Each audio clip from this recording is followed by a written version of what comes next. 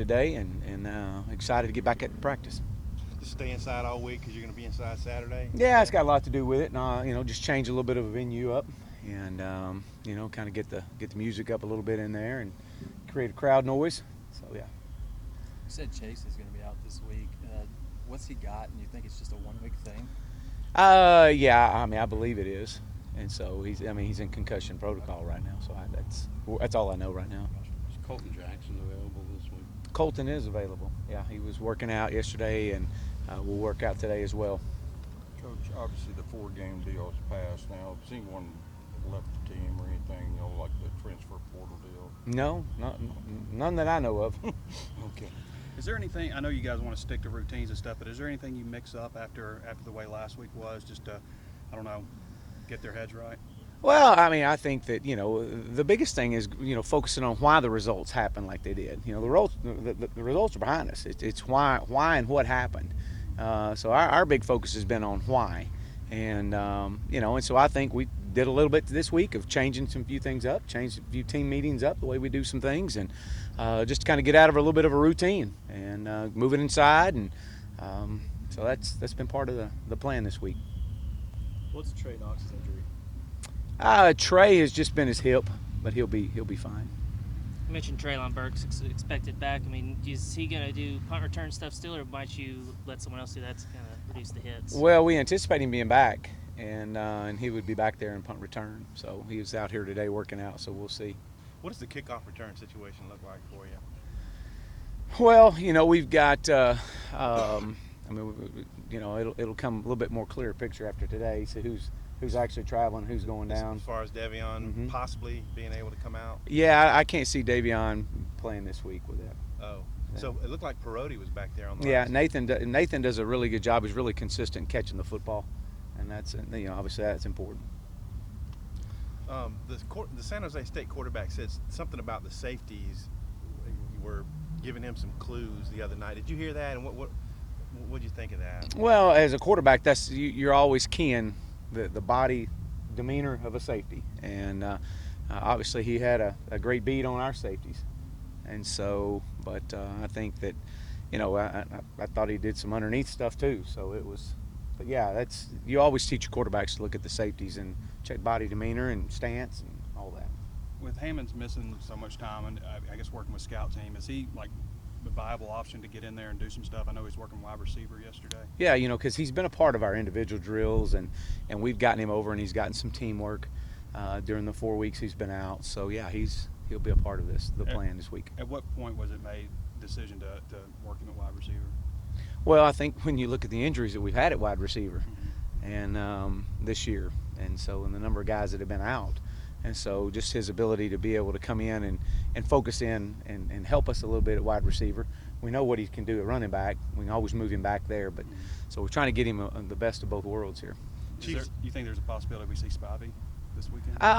We'll see. We'll wait and see. And, it's, I've been very pleased with the way Rakeem and Devois have ran the football this year. Chief told us on Monday that going back to the press box might be in the works. Have y'all made a decision on that? Yeah, that's what we're going to do. Yeah, what does that do for you? Well, I just think, again, it kind of goes with everything else. It's just to change a routine a little bit. It gives him an opportunity to be upstairs and be able to, see some of the adjustments and be able to get it communicated down on the field. And so I just think it's just part of us just kind of changing a few things up. Coach, you've had 3 true freshman wide receivers get in the game. What does Shamar Nash need to do to see some time? Well, I think Shamar just needs to continue to stay on the course that he's on and working and preparing and learning the offense. And whether that's this year or next year or whenever it may be, he's going to be a really good player for us. It's just, it's just a process right now with him. Kurt Gardner has been a guy that was a walk-on that has gotten on the field. What surprised you about him? Well, he's got great hands, and he's very sudden when he catches the football. And he's came to camp last year here, and we really liked him. We just didn't have a number to give out, but so with him coming here and walking on and obviously making plays during camp, we've been very excited about him. What's the balance of putting that game behind you but also taking the lessons with you for the players? Well, I think it's a lesson learned from everybody in that regard, and where our program is, and is that you gotta learn to deal with success as you deal with adversity, and how you prepare, and it's and once something happens, good or bad, you've got to put that behind you, and you got to be able to prepare and lock in, and it happens across college football each and every week, and if you're not ready, you'll get your tail kicked, and we got beat. And so we can mope about it or we can do something about it.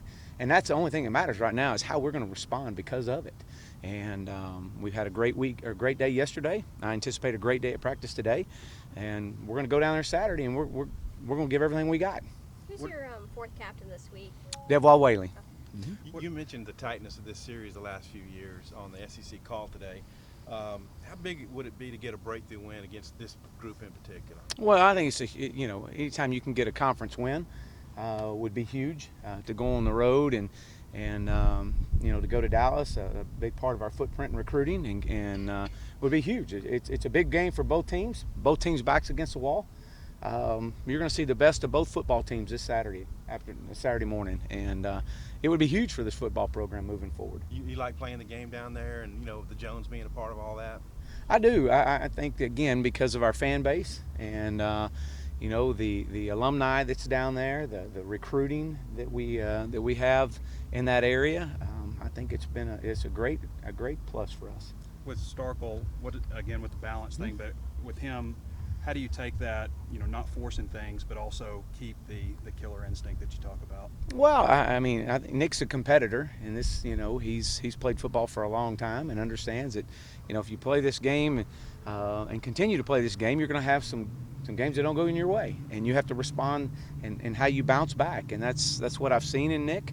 I saw it, he was hurting Saturday, as we all were. Saw the way he responded on Sunday.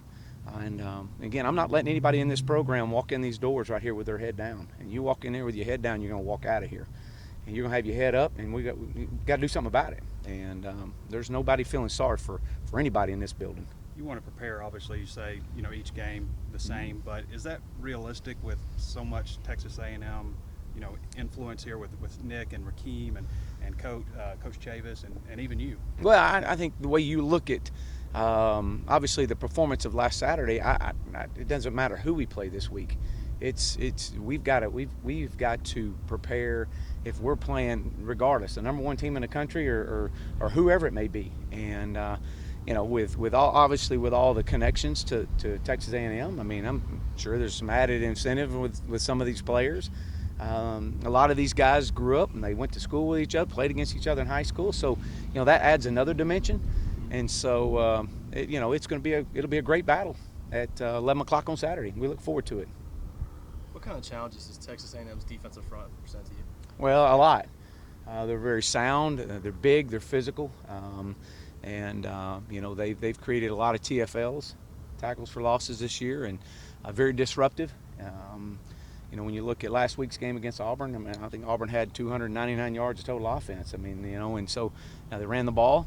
But, they had to work for everything they get. And that's the one thing, as you watch film on these guys, they have to work for everything you get. So it's not going to be a different Saturday. We got to play well. And, again, I say it all the time, it's how we play, it's not who we play. And we got to play really well this Saturday. One more. I think Jalen Catalon was running with the second-team defense yesterday. Might he be a guy to maybe see some more opportunity? Yes. Yes. And Thanks, Coach. All right. Thank y'all.